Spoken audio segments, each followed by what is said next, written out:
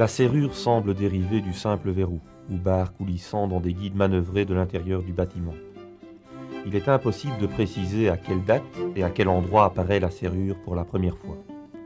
En effet, du verrou de bois grossièrement entaillé et manœuvré au crochet, à la serrure traditionnelle actionnée par une clé, le passage a été progressif et il fallut un cheminement long et évolutif.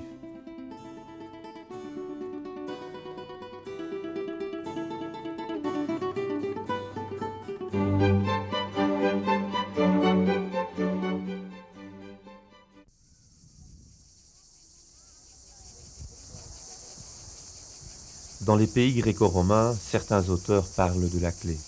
Homère évoque à plusieurs reprises, sans en définir le mécanisme, un système de verrouillage fait de leviers. Il écrit « Par le haut escalier, la sage Pénélope descendit de sa chambre. Sa forte main tenait la belle clé de bronze, à la courbe savante, à la poignée d'ivoire. »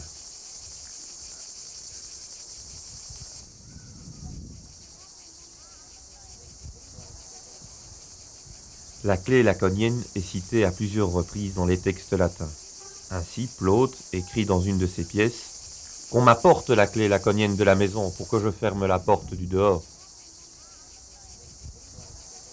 Les fouilles de Pompéi et d'Herculanum ont mis au jour certains vestiges de serrures reconnues comme telles. Les clés retrouvées, de formes différentes, sous-entendent l'existence de mécanismes divers.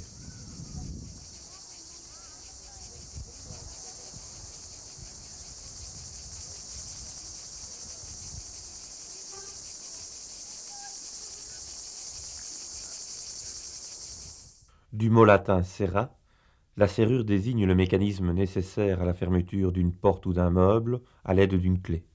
La serrure se divise en trois parties. La serrure avec son mécanisme,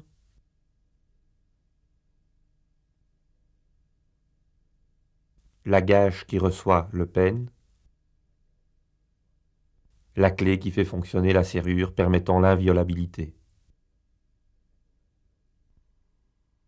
La clé, quant à elle, se compose de l'anneau, qui peut présenter plusieurs formes selon les époques, l'embase, qui est le point de jonction entre l'anneau et la